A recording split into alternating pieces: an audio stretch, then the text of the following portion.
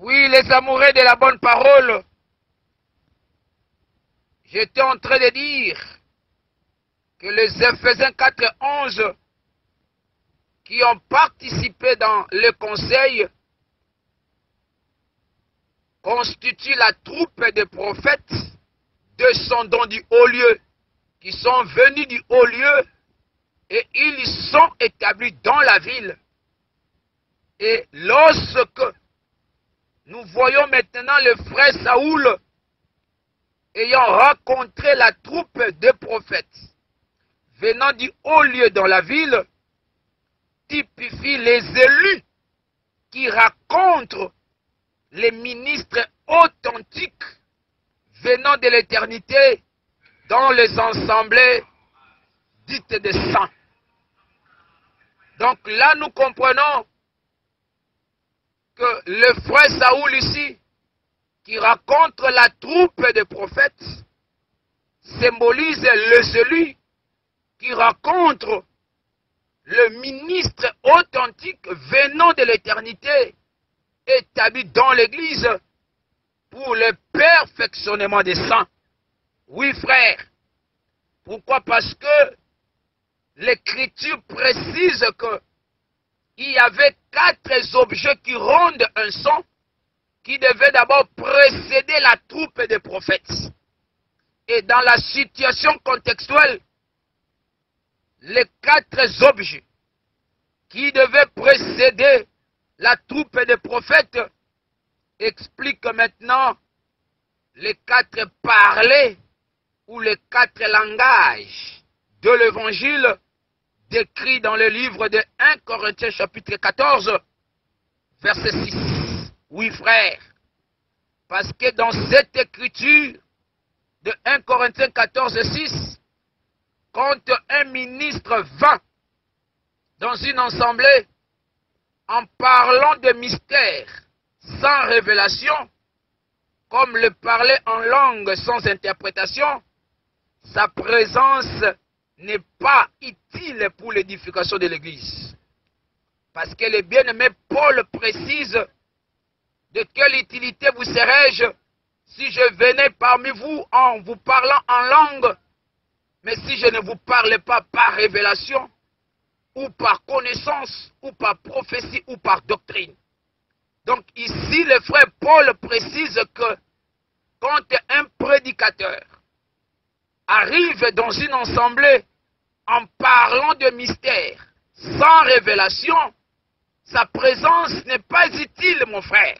Sa présence n'est pas utile pour l'édification de l'Église. Mais cependant, quand un ministre vint dans une assemblée parlant dans la révélation, ou dans la connaissance, ou dans la prophétie, ou dans la doctrine, sa présence est très utile pour l'édification de l'Église dite des saints. Donc ici, nous comprenons, Auguste Ensemblé, par rapport à l'écriture de 1 Samuel 10, verset 6, les 4 objets qui rendent un son représentent ici les 4 parlers décrits dans 1 Corinthiens 14, verset 6. Et là, nous avons le pouvoir de dire que parler par révélation ou le langage apocalyptique représente aussi les sons de lutte. Oui, frère. Parler par connaissance. Oui, Auguste Ensemblé, malgré la connexion est en train de nous déranger, mais par la grâce de Dieu, nous allons toujours distribuer le blé. Nous allons toujours vendre le blé parce que notre salut en dépend. Je disais que par rapport à cette écriture de 1 Samuel 10, verset 6, les 4 objets représentent les 4 parlers. Parce que ce sont des choses qui doivent d'abord précéder les ministres de la parole, doivent d'abord être devant pour attester, certifier la présence des ministres venant de l'éternité. Gloire au Seigneur. Et c'est ça que je disais, que le langage de la révélation est aussi identifié comme le son de lutte. Le langage de la connaissance est identifié aussi comme le son du tambourin. Le langage de la prophétie ou le langage prophétique est identifié comme le son de la flûte. Enfin, le langage doctrinal est identifié aussi comme le son de la harpe. Alors, dans les Saintes Écritures, les aspects typifiant les 4 langages de l'Évangile, décrits dans 1 Corinthiens 14, 6, sont tellement légion auguste ensemblés.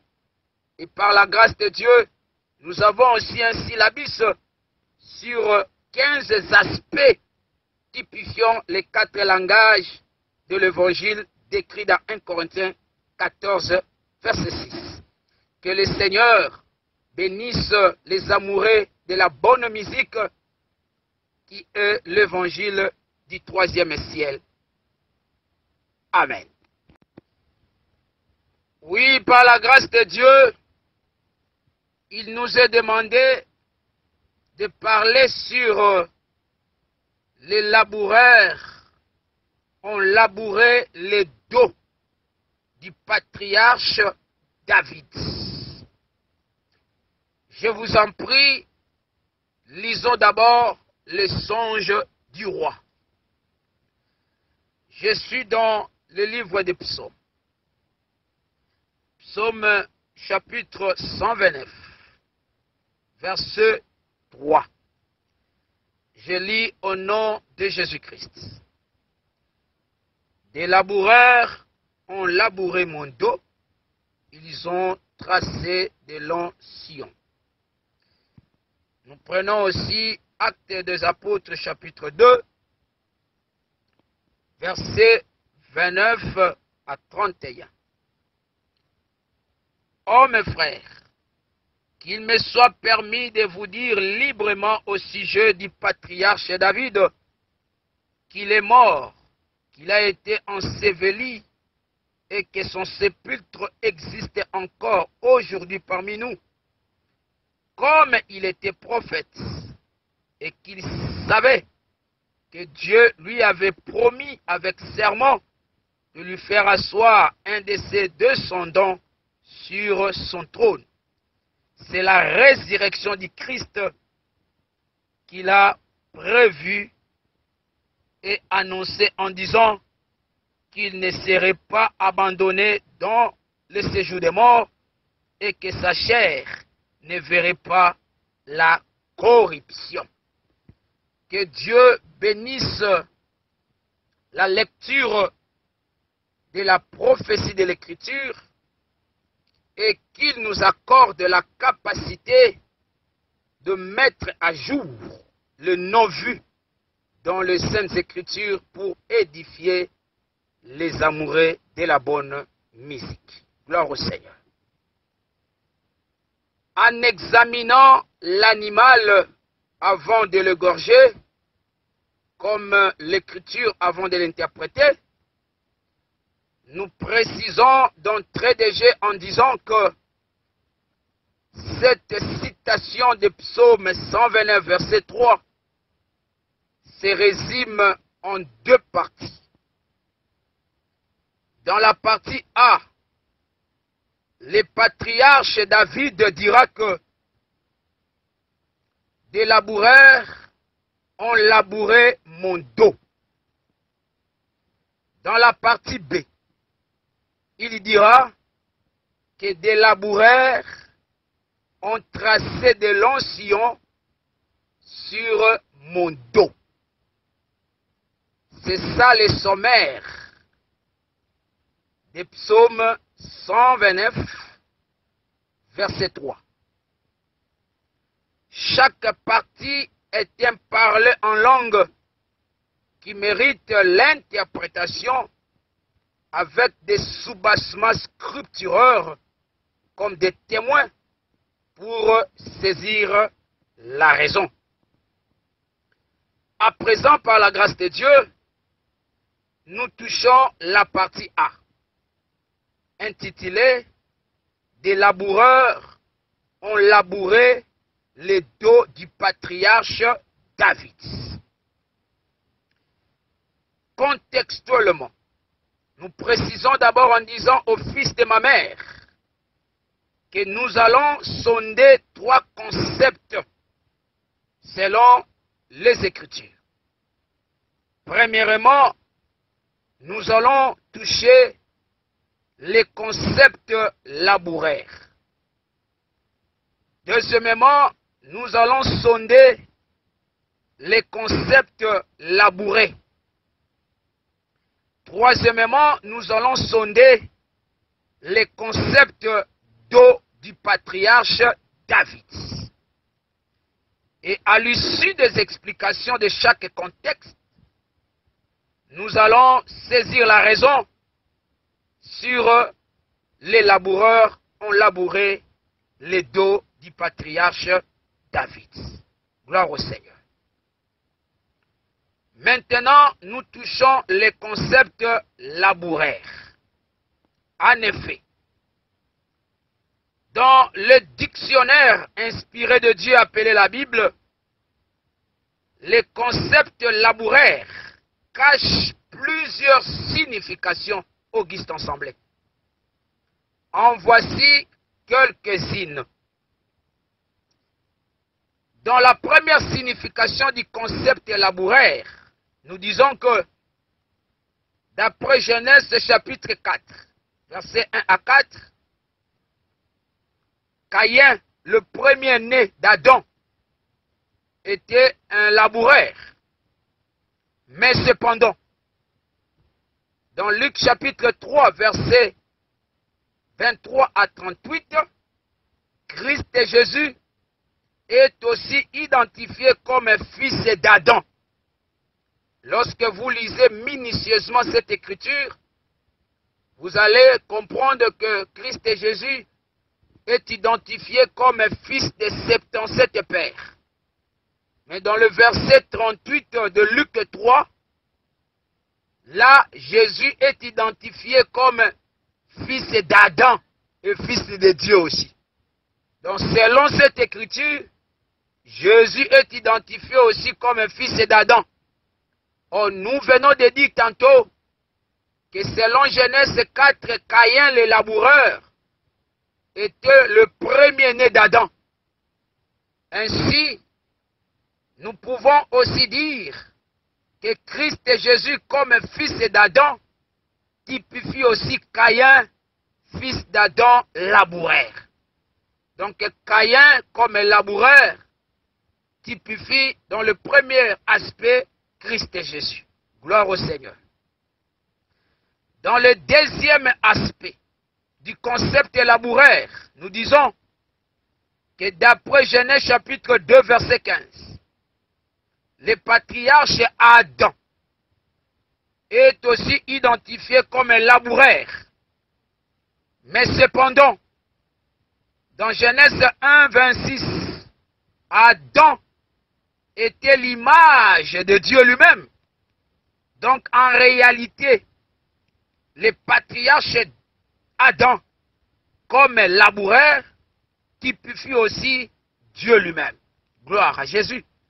Donc, dans le deuxième aspect du concept laboureur, nous voyons l'image de Dieu lui-même.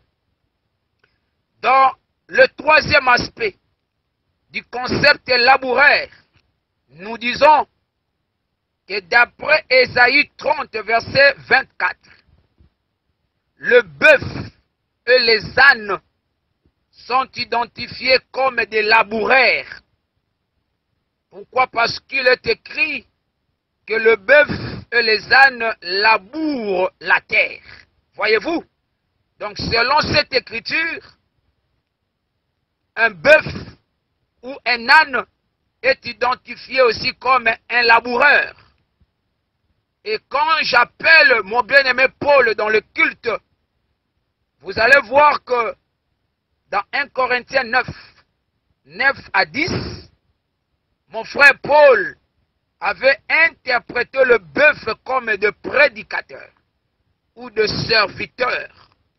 Cela étant, le bœuf comme de laboureur typifie aussi le prédicateur ou le serviteur. Gloire au Seigneur. Et dans la même broderie, lorsque nous touchons le quatrième aspect du concept laboureur, là vous allez remarquer, Auguste Ensemblé, dans 1 Chronique chapitre 12, versets 38 à 40, là nous voyons le bœuf ou les ânes sont identifiés comme les porteurs des aliments. Là, un bœuf est identifié comme un transporteur des aliments. Or, le bien-aimé Ésaïe 30, 24 stipule que le bœuf ou les ânes sont des laboureurs. Alors, au regard de Lévitique 21, verset 8, les porteurs des aliments de Dieu, ce sont les sacrificateurs. Parce que l'Écriture dit, tu regarderas un sacrificateur comme saint, parce qu'il offre l'aliment de ton Dieu. Voyez? Donc ici nous voyons les porteurs des aliments de Dieu, ce sont les sacrificateurs. Et dans 1 Chronique 12, 38 à 40, les porteurs des aliments, ce sont des bœufs et des ânes. Et quand nous prenons Ésaïe 34, verset 20, nous voyons que les laboureurs, ce sont des bœufs. C'est que là, nous avons maintenant l'amabilité de dire que les sacrificateurs, comme les porteurs des aliments de Dieu, typifient aussi les laboureurs. Donc, dans le quatrième aspect du concept laboureur, nous voyons les sacrificateurs. Gloire au Seigneur. Et dans le cinquième aspect du concept laboureur, nous disons que d'après le livre de Daniel chapitre 7, verset 17, la zoologie est identifiée comme le roi ou le royaume. Or, quand nous prenons Ésaïe 30, verset 24, les animaux sont identifiés comme des laboureurs. Ainsi donc, nous pouvons aussi dire que la zoologie comme le roi ou le royaume typifie aussi des laboureurs. C'est simple à comprendre. C'est ça le syllogisme de la Bible. Donc dans Daniel 7, 17 à 21, nous voyons que la zoologie symbolise le roi ou le royaume. Or, dans Ésaïe 34, verset 24, les animaux sont identifiés comme des laboureurs. Ainsi donc, la zoologie, comme des rois, typifie aussi des laboureurs. Gloire au Seigneur. Dans la sixième signification du concept laboureur, lorsque nous lisons le frère Jacques 5, 7 à 8, là nous voyons l'apôtre Jacques identifie le croyant aussi comme étant des laboureurs. Gloire au Seigneur. Alors le temps me manquerait pour expliquer le pourquoi Amos était cultivateur de sycomores. Voir le livre d'Amos 7, verset 14.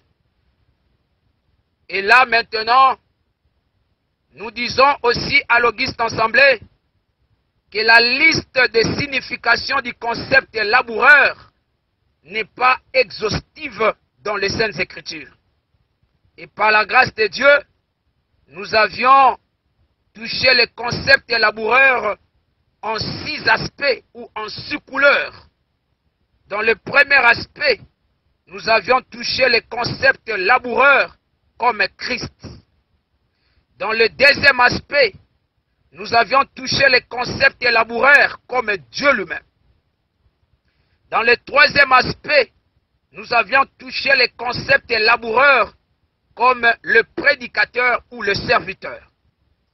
Dans le quatrième aspect, nous avions touché les concepts élaborés comme les sacrificateurs ou le porteur des aliments de Dieu. Dans le cinquième aspect, nous avions touché les concepts élaborés comme le roi ou le royaume. Enfin, dans le sixième aspect, nous avions touché les concepts élaborés comme le croyant. Que le Seigneur vous bénisse. Oui, les amoureux de la bonne musique, par la grâce du Seigneur, dans le troisième aspect du concept labouré, nous comprenons que cela signifie aussi opprimé ou combattu, selon Psaume 129, 1 à 3. Gloire au Seigneur. Et nous croyons que l'œil ne se rassasie pas de voir. Nous sommes toujours dans la faculté d'interprétation des choses une à une. Dans la quatrième signification du concept élaboré, nous disons que lorsque vous lisez minutieusement le livre des psaumes, 65, versets 10 à 11, et si vous complétez cela avec Ésaïe 34, verset 20, là vous allez comprendre, Auguste Ensemblé, que les concepts labourés veut dire aussi visiter ou arroser. Gloire au Seigneur.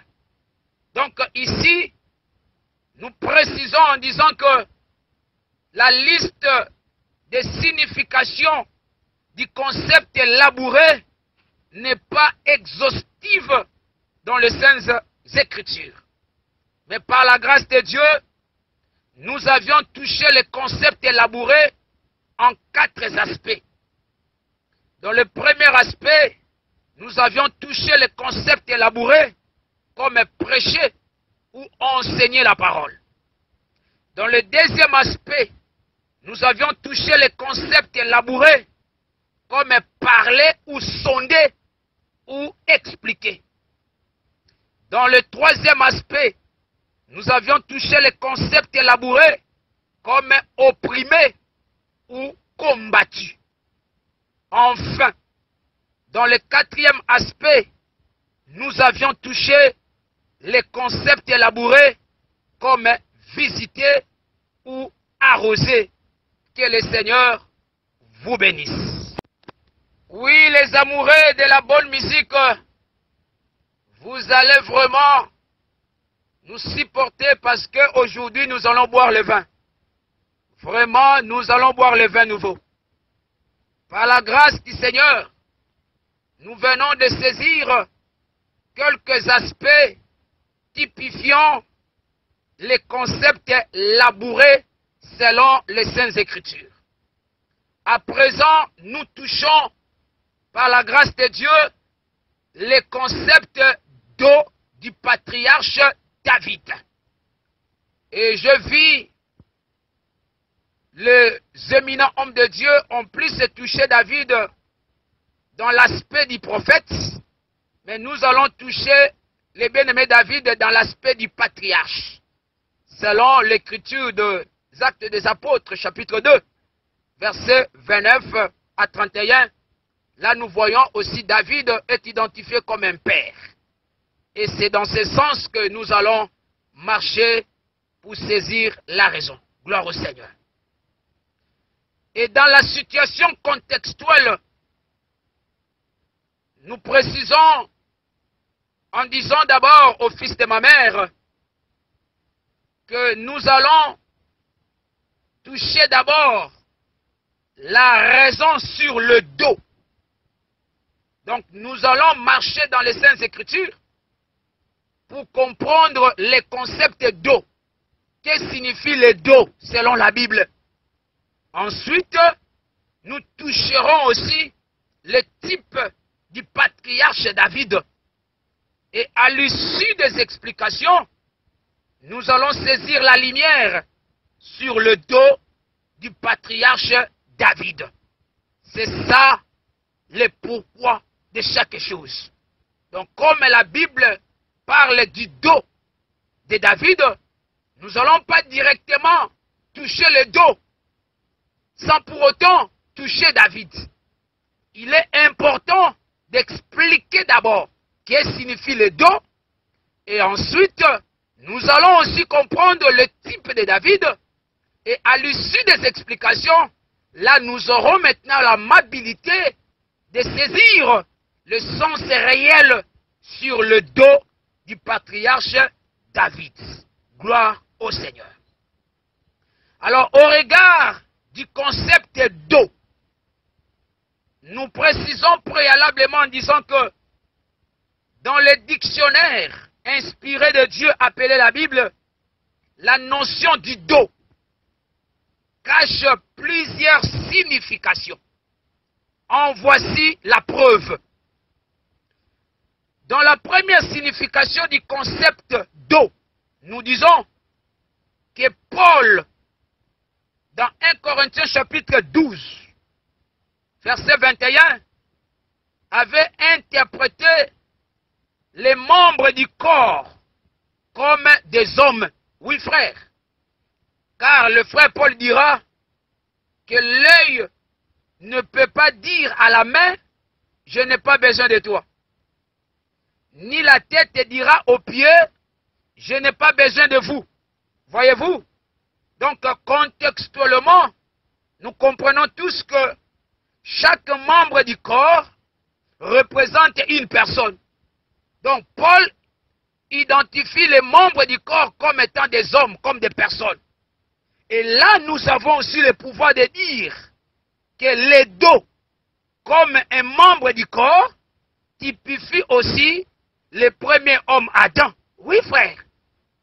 Donc ici, nous prenons dans le premier aspect, les dos comme un membre du corps symbolise le premier homme Adam.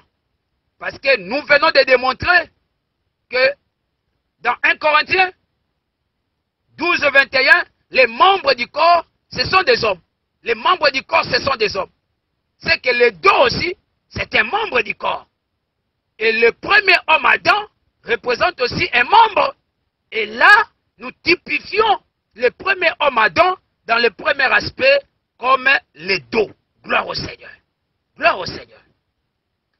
Et dans la deuxième signification du concept d'eau, nous disons que d'après le livre de Genèse chapitre 32, verset 30, lorsque vous lisez cette écriture minutieusement, vous allez comprendre, Auguste Ensemblé, que les dos typifient la mort. Oui, frère.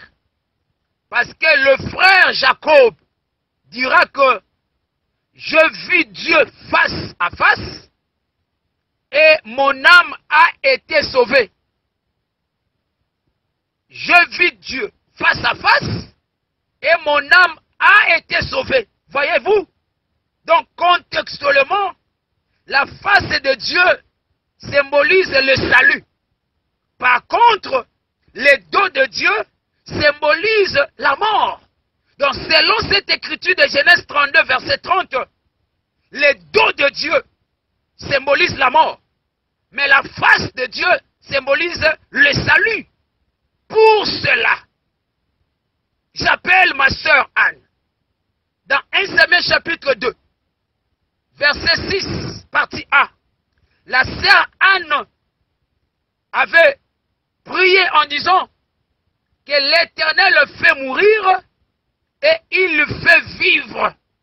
Donc, selon cette écriture, la sœur Anne a identifié l'Éternel à la fois comme un sauveur et comme un maîtrier. Parce qu'il dit, l'Éternel le fait mourir et il le fait vivre. En d'autres termes, l'Éternel agit par le dos et il agit aussi par derrière, par la face, voulais-je dire. Parce que nous avons compris dans Genèse 32, 30, La face représente le salut. Les dos représentent la mort. Donc l'Éternel qui fait mourir signifie l'Éternel agit par le dos ou par derrière. Tandis que l'Éternel qui fait vivre signifie l'Éternel agit par devant ou par la face. Oui, frère, c'est ainsi que vous allez voir. Dans le livre d'Ésaïe 8:20, quand le frère Ésaïe dit à la loi et au témoignage, c'est aussi une manière de dire de dos à la face. Oui, frère, parce que le dos comme étant la mort, la face comme étant le salut, mais c'est ça à la loi et au témoignage. C'est ça Moïse et Christ. Oui, frère. Donc le dos comme étant la mort, le ministère de la mort, c'est la loi. La face comme le salut, c'est ça la réalité. C'est ça Christ. Et là maintenant, il est de signaler à l'Auguste Assemblée que d'après Exode 33, le frère Moïse, ayant vu Dieu par derrière, préfigurait le peuple d'Israël ayant connu Dieu par la loi ou par le ministère de la mort. Oui, frère. Parce que nous venons de comprendre, selon Genèse 32, 20, le dos c'est la mort, la face c'est le salut. Et Moïse, ayant vu Dieu par derrière, c'est l'image d'Israël ayant connu Dieu par la loi ou par le ministère de la mort. Parce que quand vous lisez Ézéchiel 20, verset 25, là la Bible me soutient, l'Écriture me soutient que la loi, c'était la mort. Quand Dieu donna la loi, les commandements, les ordonnances à Israël, ce n'était pas pour vivifier le peuple, mais c'était pour faire mourir le peuple. Gloire au Seigneur. Gloire au Seigneur. Et là, le frère Paul m'appelle encore. Dans 2 Corinthiens chapitre 3, verset 7, Psaume 147, verset 19 à 20. Voyez-vous? Parce que le seul homme, depuis que le monde est monde, ayant vu le dos de Dieu, c'était que Moïse. C'était Moïse. Or, Moïse, ayant vu le dos, représente un peuple, Israël, ayant connu la loi. Ayant connu la loi. Oui, frère. Psaume 147, verset 19 à 20. Les témoins sont tellement les gens Auguste Assemblée. Donc, ici, nous comprenons la deuxième signification du concept d'eau typifie le ministère de la mort ou la loi, si vous voulez. Gloire au Seigneur. Dans la troisième signification du concept d'eau, nous disons que d'après le livre de Nombres, chapitre 6, versets 25 à 26, là, la face est identifiée aussi comme la lumière.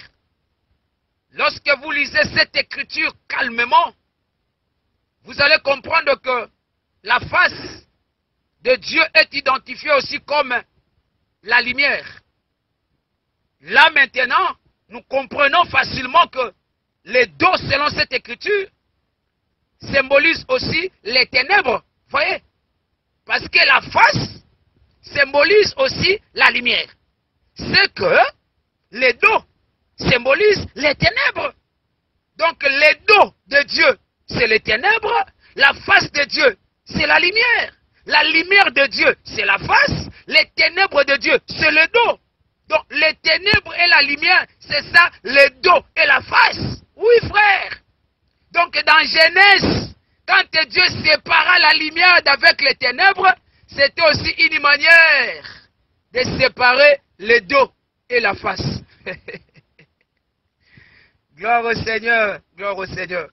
Donc ici, selon le livre de Nombre 6, 25 à 26, nous comprenons que la face est identifiée comme la lumière, tandis que le dos est identifié comme les ténèbres. Alors, au regard de mon bien-aimé David, dans Psaume 119, verset 130, la lumière est identifiée comme la révélation.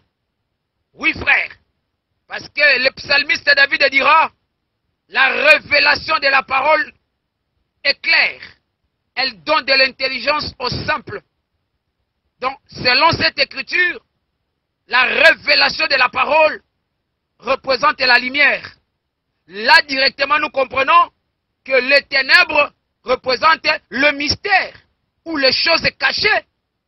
Parce que la révélation représente la lumière. Cela veut dire que les ténèbres représentent le mystère ou les choses cachées. Donc là, dans le troisième aspect du concept d'eau, nous voyons le ténèbre. Ici, le d'eau, dans le troisième aspect, symbolise les ténèbres ou le mystère ou les choses cachées. Gloire au Seigneur. Dans le quatrième aspect du concept d'eau, nous disons que d'après le livre de Psaume 129, verset 3, là nous voyons que le dos est identifié comme la terre. Pourquoi? Parce que le travail du labour concerne la terre. Oui, frère. Alors, au regard de Galates chapitre 3, verset 16, nous voyons que la postérité d'Abraham, comme les étoiles du ciel, ou la poussière de la terre, le bien-aimé Paul explique cela comme Christ. Il dit, toutes les promesses de Dieu ont été faites à Abraham et à sa postérité. Il ne s'agissait pas de plusieurs postérités, mais il s'agit d'une seule postérité, c'est-à-dire Christ. Voyez? Or, quand vous retournez dans Genèse 13, Genèse 14, le Seigneur avait promis à Abraham sa postérité comme les étoiles du ciel et comme la poussière de la terre. Maintenant, dans Galates 3, verset 16, le bien-aimé Paul identifie Christ et Jésus lui-même comme la postérité d'Abraham. Donc, selon cette écriture de Galates 3, 16, nous avons le pouvoir de dire que Christ et Jésus lui-même est à la fois les étoiles du ciel et la poussière de la terre. Voyez, c'est lui-même qui représente la postérité d'Abraham, qui est à la fois comme les étoiles du ciel et comme la poussière de la terre. Voyez-vous? Donc, selon cette écriture, Christ et Jésus représentent la terre par excellence. C'est lui, la terre de Canaan. C'est lui le repos. Gloire au Seigneur. Donc, dans le quatrième aspect du concept d'eau comme une terre, typifie Christ lui-même. Parce que nous avons compris, selon Psaume 129, 3, le dos est identifié comme la terre. Parce que le travail du labour concerne la terre. Donc, selon le langage prophétique, le dos représente aussi la terre. Or, nous venons de démontrer que Christ, étant la réalité de la postérité d'Abraham, représente la terre par excellence. Ainsi donc, nous comprenons, Auguste Ensemblé, que le dos, comme la terre, typifie Christ et Jésus. Gloire au Seigneur. Dans le cinquième aspect du concept d'eau, nous disons, Auguste Ensemblé, que d'après 1 Corinthiens chapitre 12, verset 21, là le frère Paul explique que les membres du corps, ce sont des hommes. D'ailleurs, j'avais parlé cela aussi dans le premier aspect. Ici, Paul explique les membres du corps comme étant des hommes. Et toujours dans le livre de 1 Corinthiens, chapitre 12, verset 27, là le frère Paul explique l'Église comme étant le corps du Christ.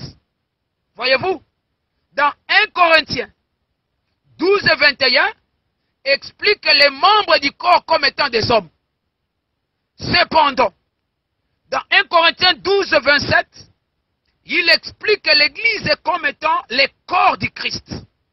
Là maintenant, nous avons le pouvoir aussi de dire que les dos, comme un membre du corps, représente contextuellement l'Église. Donc, dans cette situation contextuelle, nous prenons l'Église et corps du Christ comme étant le dos. Oui, frère. Parce que nous venons de voir, les membres du corps, ce sont des hommes. L'Église est comme le corps du Christ. Là, le dos aussi comme étant un membre du corps, représente aussi l'Église. Gloire au Seigneur. C'est ça le syllogisme de la Bible, frère. L'Écriture s'explique par l'Écriture. Gloire au Seigneur. Parce que nous croyons qu'un ministre de Dieu doit être capable de frapper le rocher pour faire sortir de l'eau, afin que le peuple de Dieu puisse boire. Et c'est ça que nous sommes en train de faire. Parce que quand nous expliquons l'Écriture, c'est une manière de frapper le rocher. Parce que frapper le rocher, c'est aussi interpréter l'Écriture. Et faire sortir de l'eau, c'est ça, faire sortir la pensée de l'éternité qui est cachée dans les Écritures. Parce que ce qui vivifie, c'est la pensée cachée dans l'Écriture. Gloire au Seigneur. Auguste Ensemblé, la liste des significations du concept d'eau n'est pas exhaustive dans les Saintes Écritures. Par la grâce de Dieu, nous avions touché les concepts d'eau en 5 aspects. Dans le premier aspect, nous avions touché le concept d'eau comme le premier homme Adam. Gloire au Seigneur. Dans le deuxième aspect, nous avions touché le concept d'eau comme le ministère de la mort ou la loi. Dans le troisième aspect, nous avions touché le concept d'eau comme les ténèbres ou le mystère, ou si vous voulez, les choses cachées. Gloire. Dans le quatrième aspect, nous avions touché le concept d'eau comme Christ, la postérité d'Abraham, selon Galates 3,16. Enfin, dans le cinquième aspect, nous avions touché le concept d'eau comme l'Église, corps du Christ. Alors le temps me manquerait pour démontrer les dos comme la terre représente aussi la manne. Oui frère, les dos comme la terre représente aussi la manne. En voici la preuve.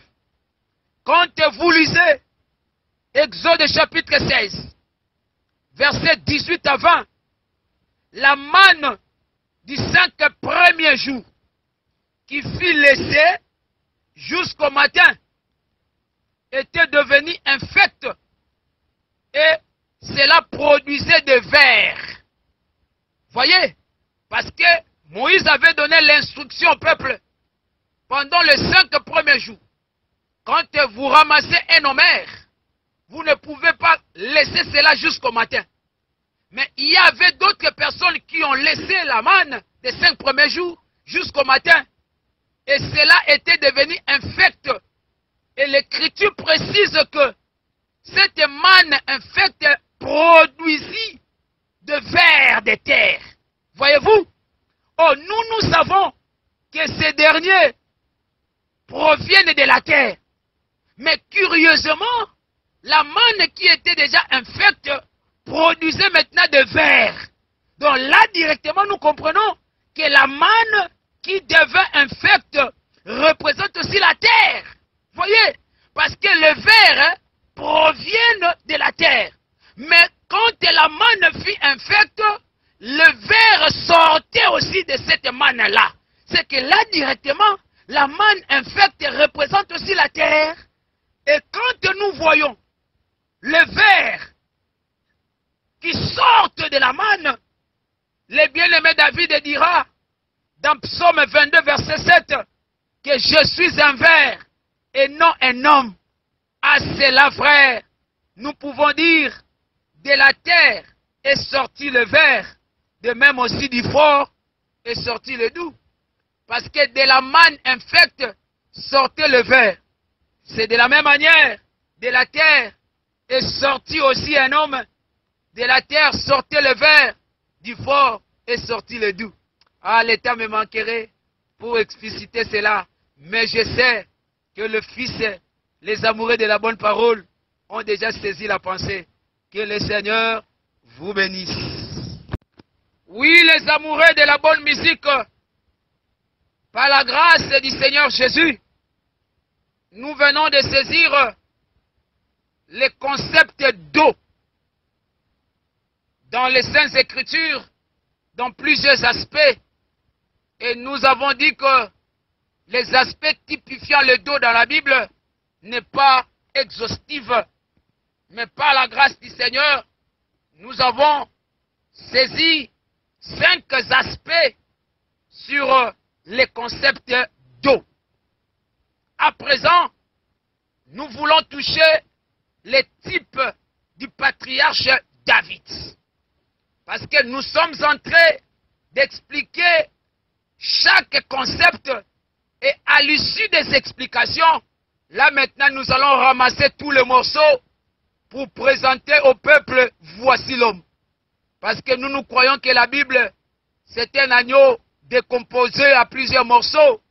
Et quand un ministre de Dieu prêche, il est en train de rassembler les morceaux pour présenter aux hommes, pour présenter au peuple un seul homme.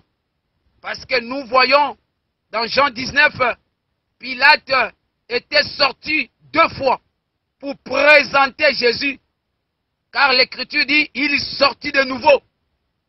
Et il dira, je vais vous l'amener dehors pour savoir qu'en lui, je n'ai pas trouvé de crime. Oui, frère, ne peut présenter Jésus que celui qui fait 2 mouvements. Parce que dans cette situation contextuelle, Pilate représente aussi un prédicateur, frère. Parce qu'un prédicateur ne peut pas présenter Jésus sans pour autant consulter la loi et les prophètes. Parce que pour bien prêcher Jésus, il lui faut sonder la loi et les prophètes. C'est ça les 2 mouvements. Parce que Jean 1,45 dit, nous avons trouvé celui dont Moïse a écrit dans la loi et celui sur qui les prophètes ont parlé. Oui, frère, tu ne peux pas prêcher le vrai Jésus sans pour autant sonder Moïse ainsi que les prophètes. C'est ça les 2 mouvements qu'un prédicateur doit faire pour bien présenter Christ Jésus. Gloire au Seigneur. Nous disons tantôt que nous voulons maintenant expliquer les types du patriarche David. D'entrée de jeu, il est important de noter que le patriarche David cache plusieurs types dans les Saintes Écritures. En voici la preuve. Dans le premier type du patriarche David, nous disons que, d'après Éphésiens 4, verset 6, le patriarche David représente Dieu lui-même.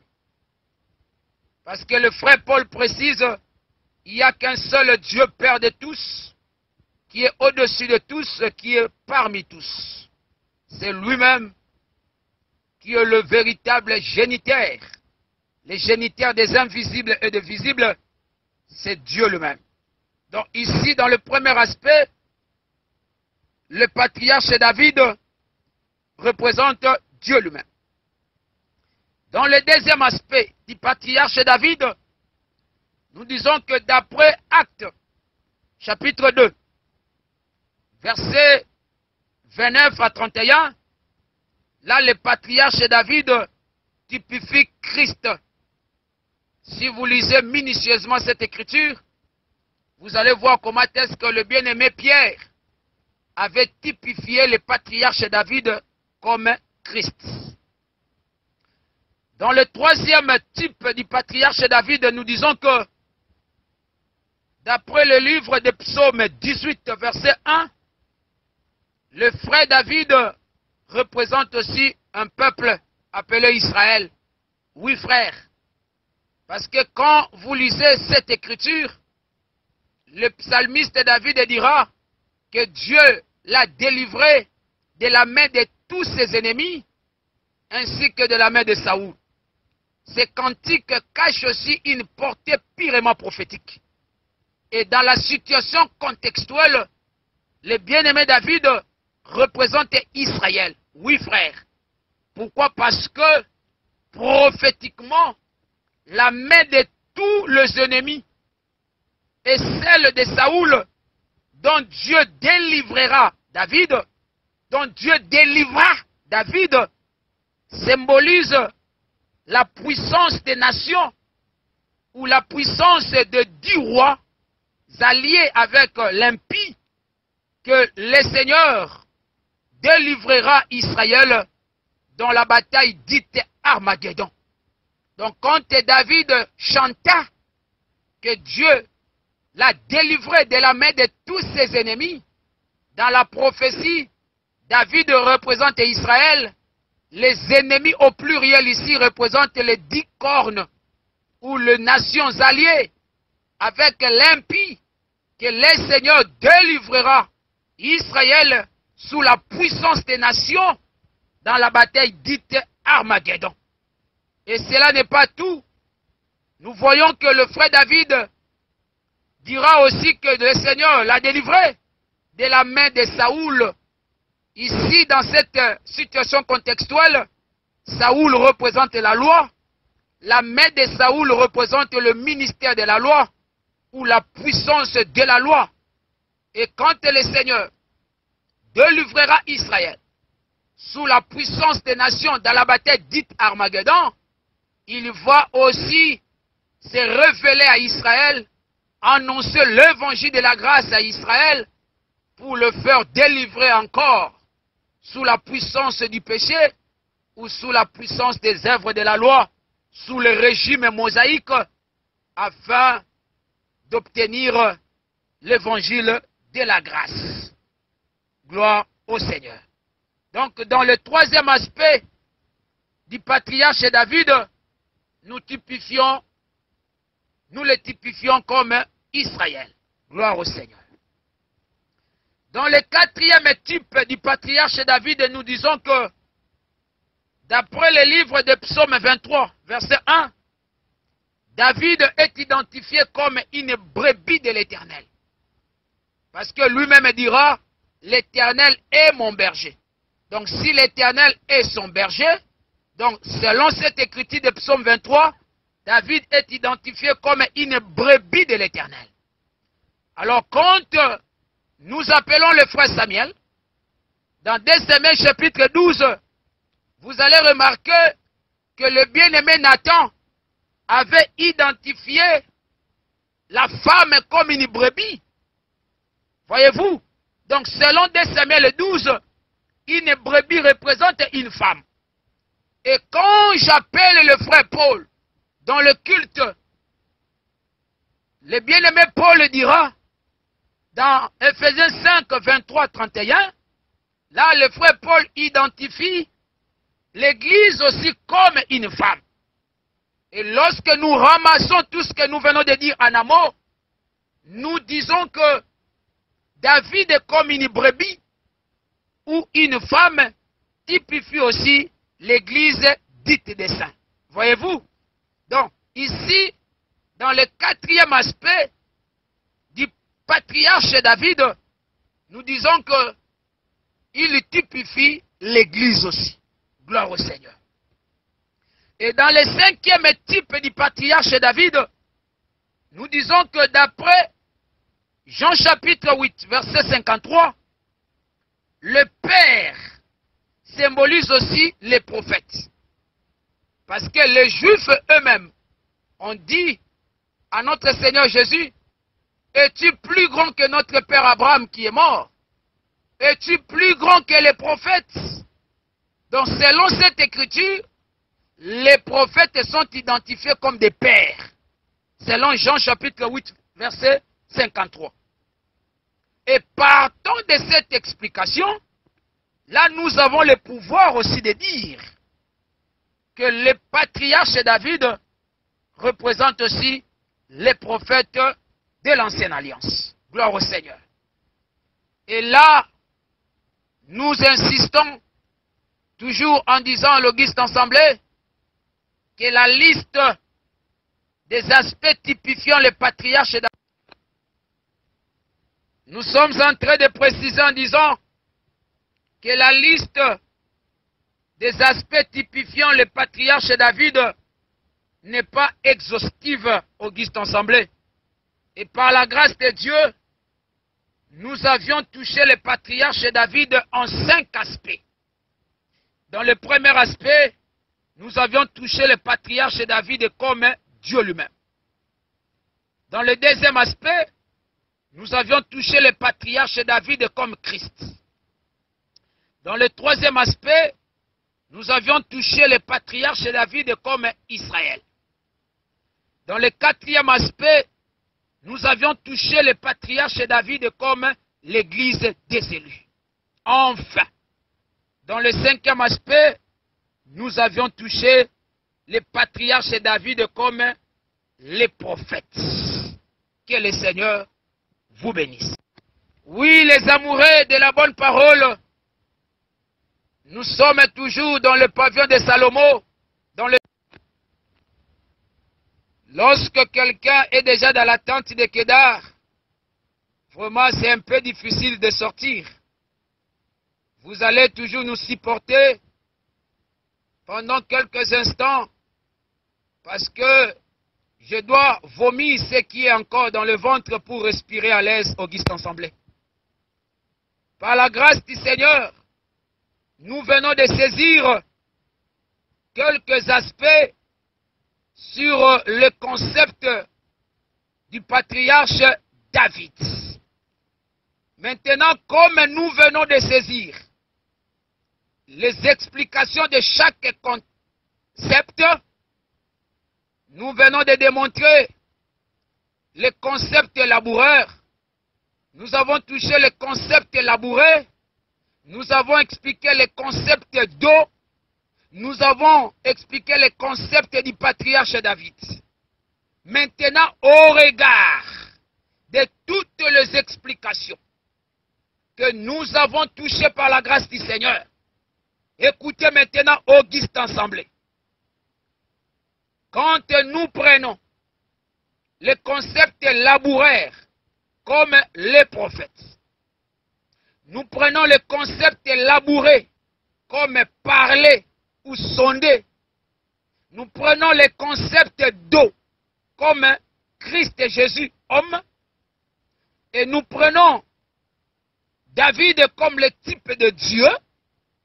En cela, nous pouvons comprendre simplement que les laboureurs qui ont labouré le dos du patriarche David typifient dans le premier aspect les prophètes qui ont parlé et sondé les souffrances de Christ et la gloire dont il serait suivi. Oui, frère, parce que nous venons de comprendre les concepts labourés comme étant les prophètes, les concepts labourés comme étant parlés ou sondés, c'est que les laboureurs qui ont labouré les dos du patriarche David, dans le premier aspect, ce sont les prophètes qui ont parlé, qui ont sondé les souffrances de Christ et la gloire dont il serait suivi. Oui, j'ai un témoin éloquent, frère. Je prends le frère Pierre. 1 Pierre chapitre 1, verset 10 à 11. Romains 1, 1 à 4. Actes des apôtres chapitre 10, verset 42-43. Jean chapitre 1, verset 45. Les Écritures sont les gens Auguste Assemblée.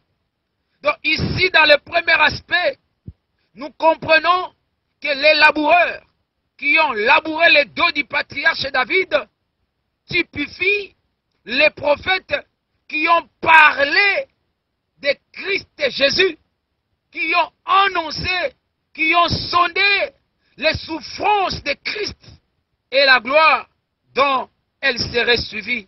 Gloire au Seigneur. Et dans la même ligne, Auguste Assemblée, nous précisons en disant qu'au jour d'aujourd'hui, les Éphésiens 4 et 11 qui prêchent aussi Christ crucifié sont identifiés aussi comme 5 types de laboureurs qui labourent le dos du patriarche David. Oui, frère, ici dans les langages apocalyptiques, nous comprenons même le nombre exact des laboureurs. Donc ici, dans le langage de la révélation, nous disons qu'au jour d'aujourd'hui, les ministres authentiques, les Éphésiens 4:11, qui prêchent Christ crucifié, le véritable dos, sont identifiés aussi comme des laboureurs qui labourent les dos du patriarche. Oui, frère. Donc, quand un ministre est en train d'interpréter l'écriture, de prêcher la prédication de la croix, il est aussi semblable à un laboureur qui est en train de labourer le dos. Oui, frère. Parce que nous venons de comprendre, dans le premier aspect, les prophètes qui ont parlé de Christ sont identifiés comme des laboureurs qui ont labouré les dos du patriarche David. Et au jour d'aujourd'hui, les Éphésiens 4:11, qui prêchent l'évangile, qui annoncent la personne de Christ, sont identifiés aussi comme des laboureurs qui labourent les dos du patriarche David au peuple du Seigneur. Oui, Auguste Assemblée. Et ce n'est pas tout. Après l'enlèvement de l'Église parfaite, les 2 témoins ou les 2 prophètes prêcheront l'évangile de Christ à Israël. Ils seront aussi comme 2 types de laboureurs. Ils seront comme 2 laboureurs qui laboureront les dos du patriarche à Jérusalem pendant 1260 jours ou 42 mois ou 1 temps, 2 temps, la moitié d'un temps, ou si vous voulez, la moitié d'une semaine. Voyez-vous? Donc, les prophètes qui ont parlé de la part du Seigneur, qui ont parlé de Christ, ce sont des laboureurs qui ont labouré les dos du patriarche David. Au jour d'aujourd'hui, les ministres qui prêchent Christ crucifié, selon 1 Corinthiens 1, 23-24, sont identifiés aussi comme des laboureurs qui labourent le dos du patriarche. Et après l'enlèvement, les 2 prophètes qui prêcheront Christ à Israël, ils seront aussi comme 2 types de laboureurs qui laboureront le dos du prophète à Jérusalem pendant 1260 jours. Gloire au Seigneur. Gloire au Seigneur. Et dans la même broderie, quand nous prenons les concepts laboureurs comme Christ, nous prenons le concept labouré comme prêcher ou expliquer, nous prenons le concept d'eau comme le mystère ou les choses cachées, et nous prenons le type de David comme les prophètes. Parce que tout ce que nous sommes en train de parler ici, nous avons déjà démontré cela dans nos explications en amont. Maintenant, nous sommes en train de rassembler les choses.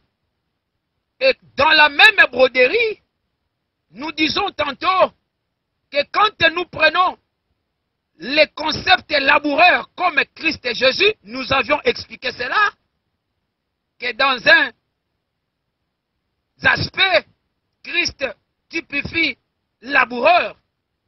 Maintenant, quand nous prenons les laboureurs comme Christ, nous prenons les concepts labourés comme prêcher ou expliquer. Nous prenons les concepts d'eau comme le mystère.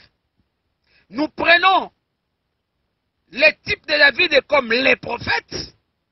À cela, nous pouvons saisir la raison en disant que les laboureurs qui ont labouré les dos du prophète David ou du patriarche David typifient Christ et Jésus qui avait expliqué ou qui avait prêché les choses cachées dans la loi de Moïse, dans les prophètes et dans les psaumes. Oui, frère, Christ est comme un laboureur. Ces derniers avaient expliqué les détails. Lorsque vous lisez le livre de Luc 24, 23-25, vous allez constater, Auguste Assemblée, que Christ est le véritable laboureur, était en train de labourer. Il a expliqué toutes les Écritures, en commençant par Moïse et tous les prophètes. Voyez-vous? Donc quand le Seigneur était en train d'expliquer les choses, il était en train de labourer. Il était en train de labourer la terre. Il était en train de labourer le dos. Oui, frère. Il était en train de labourer. Et il a expliqué les choses cachées dans la loi de Moïse, dans les prophètes, ainsi que dans les psaumes. Gloire au Seigneur. Gloire au Seigneur. Et dans la même optique, quand nous prenons les concepts laboureurs comme Dieu, lorsque nous prenons les concepts laboureurs comme Dieu, nous prenons les concepts labourés comme parler ou prêcher, et nous prenons les concepts d'eau comme le premier homme Adam. Souvenez-vous, dans le premier aspect, nous avons démontré les dos aussi comme un membre du corps, symbolise aussi le premier homme Adam. Vous vous souvenez, mes frères? Et quand nous prenons les concepts d'eau comme le premier homme Adam, à cela, nous estimons humblement en disant que les laboureurs qui ont labouré le dos du patriarche David, dans le quatrième aspect, typifient l'Éternel Dieu qui avait parlé ou qui avait enseigné l'évangile éternel sur la botanie au premier homme Adam dans le jardin d'Éden. Oui, frère. Le Seigneur, dans Genèse chapitre 2, versets 16 à 17, il avait enseigné Adam sur la botanie. Le premier homme ayant écouté l'enseignement, l'évangile éternel sur la terre, c'était Adam. Et comme nous avons démontré, les concepts labourés, comme parler ou enseigner, les concepts d'eau, comme le premier Adam, les concepts labourés, comme Dieu lui-même, là maintenant nous avons le pouvoir de dire que les laboureurs qui ont labouré le dos du patriarche typifient Dieu lui-même qui avait enseigné, qui avait prêché son évangile au premier Adam dans les jardins d'Éden. Gloire au Seigneur. Donc quand Dieu donna l'ordre, parce que l'ordre de Dieu c'est toute une doctrine, c'est l'enseignement. Quand Dieu donna l'ordre à Adam sur la botanie, c'était une manière d'enseigner Adam. Comme nous voyons dans 1 Roi chapitre 4, que Salomon a parlé sur les arbres. Oh, Salomon n'était que la répétition de Dieu lui-même dans les jardins. Donc nous voyons, Auguste Assemblée, les premiers prédicateurs sur la botanie, c'était Dieu lui-même. Donc quand Salomon parle sur les arbres dans 1 Roi 4, il faisait que la répétition de ce que Dieu avait fait dans les jardins. Donc Dieu était un grand enseignant. Il a enseigné son disciple Adam. Il lui a donné l'ordre, l'enseignement, la doctrine. Oui, frère. Oui, frère. Donc, ici, nous comprenons, dans le quatrième aspect, les laboureurs qui ont labouré le dos du patriarche, typifient Dieu lui-même, qui avait enseigné, qui avait prêché l'évangile éternel au premier homme, Adam. Gloire au Seigneur. Le frère Salomon dira dans Ecclésiaste 1:8 que l'œil ne se rassasie pas de voir. Oui, frère, nous sommes en train de voir toujours les choses. Le Seigneur nous a donné la capacité de voir. Et quand nous parcourons toujours les tentes de Kédar, les pavillons de Salomon, nous estimons humblement en disant que quand nous prenons le concept élaborateur comme le roi ou le royaume, souvenez-vous que nous avions démontré aussi que le concept élaborateur symbolise aussi le roi ou le royaume. Et quand nous prenons le concept élaboré comme opprimé ou combattu, nous prenons le concept d'eau comme Israël et nous prenons le patriarche David comme Dieu lui-même. Voyez-vous, nous prenons le concept élaboré comme le roi ou le royaume. Nous prenons le concept élaboré comme opprimé. Nous avions démontré cela dans Psaume 129. Le concept élaboré veut dire aussi opprimé ou combattu. Ou combattre si vous voulez. Et quand nous prenons le concept d'eau, nous avons démontré aussi le dos comme étant un peuple. Le concept d'eau comme Israël. Le dos comme étant la terre. Comme Israël, le peuple de l'alliance du matin de Dieu. Et nous prenons le type de David aussi comme Dieu lui-même. Et par rapport à toutes ces explications, là nous avons l'amabilité de dire que les laboureurs qui ont labouré les dos du patriarche David typifient aussi dans le cinquième aspect le roi ou le royaume du monde qui ont opprimé ou qui ont combattu Israël, le peuple de l'alliance du matin de Dieu. Voyez-vous? Donc les laboureurs là, qui ont labouré les dos du patriarche, symbolisent aussi le royaume du monde qui ont opprimé ou qui ont combattu Israël, le peuple de l'alliance du matin de Dieu. Et là maintenant, nous précisons en disant que dans la Bible, il y a plusieurs royaumes qui ont opprimé ou qui ont labouré Israël, mais selon le calendrier prophétique.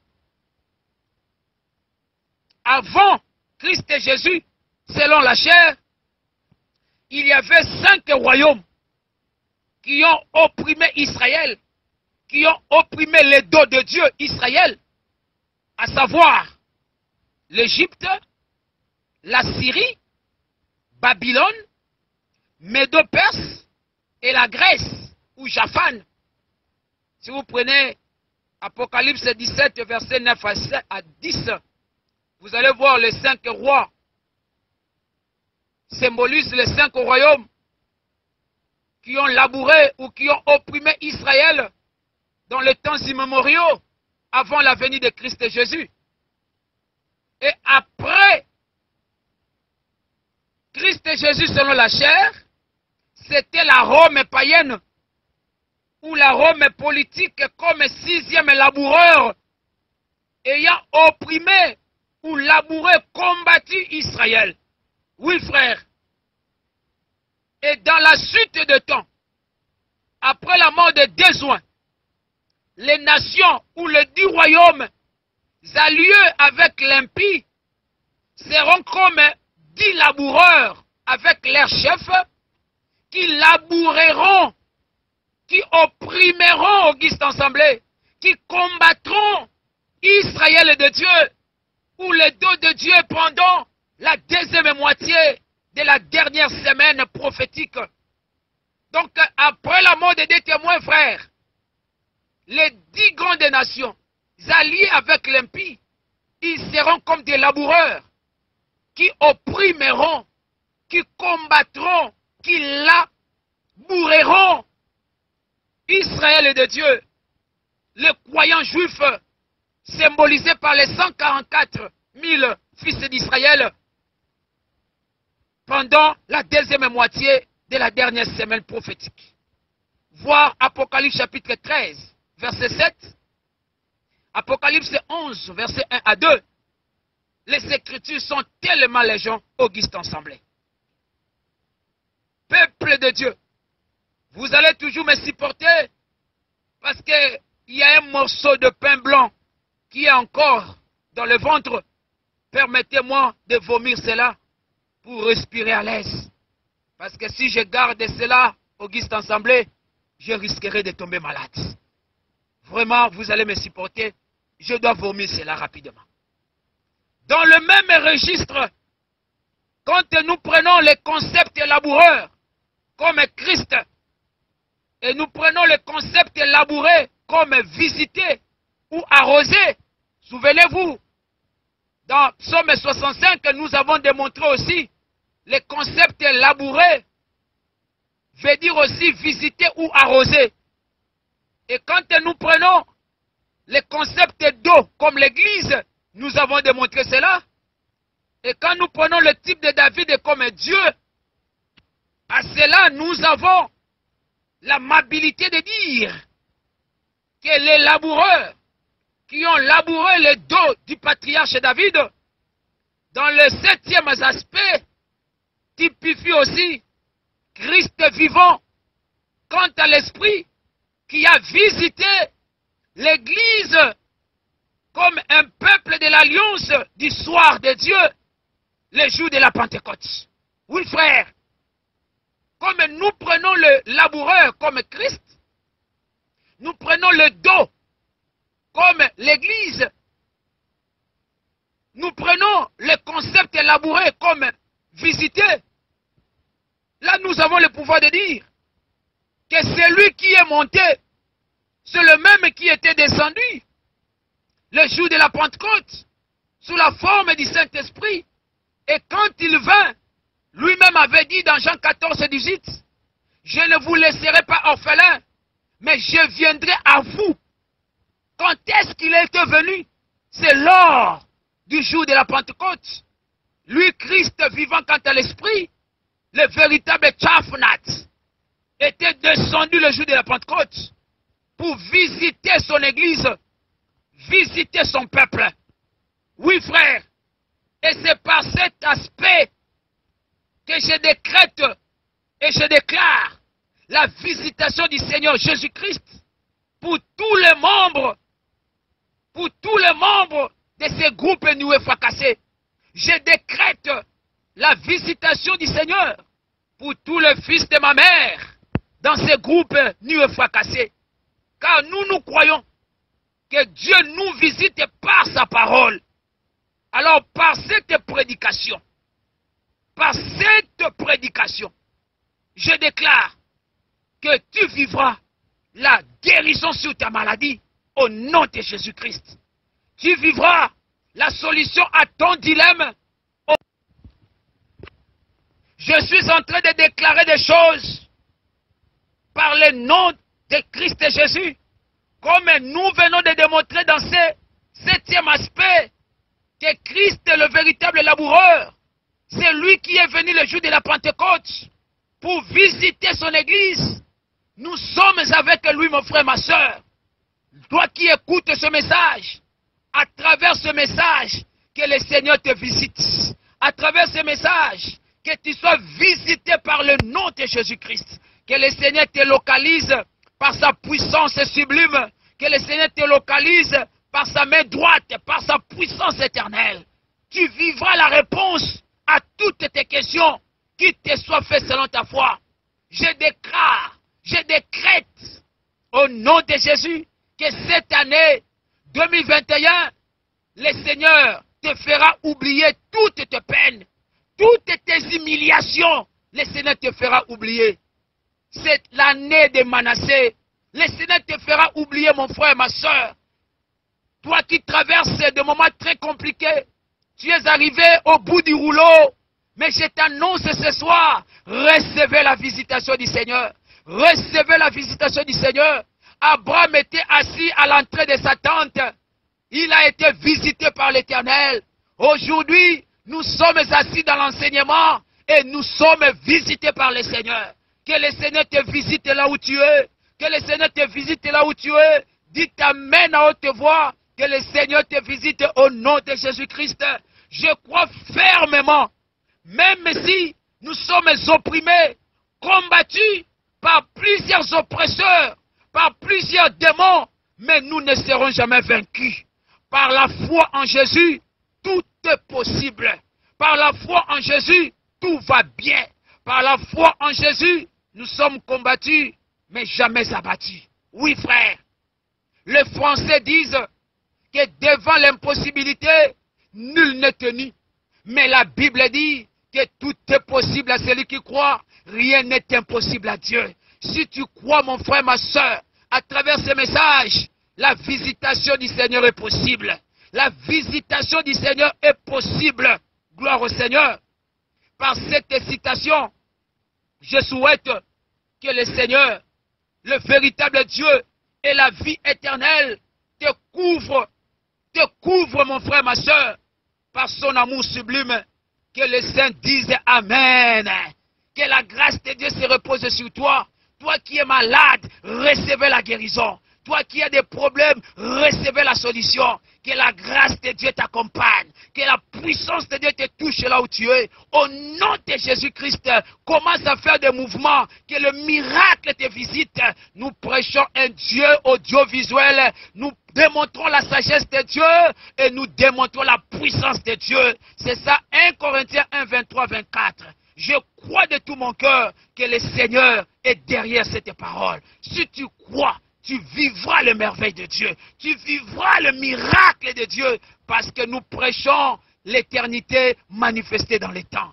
Gloire au Seigneur. C'est par cette note auguste assemblée que je déclare que nous sommes arrivés à la fin. C'était moi, votre aimable serviteur. Ce n'était que l'exhortation. C'est la première séance. Si Dieu le veut, nous allons encore exhorter prochainement le jeudi. Que le Dieu de la Bible, que la faveur du Seigneur soit avec vous au nom de Jésus-Christ. Amen.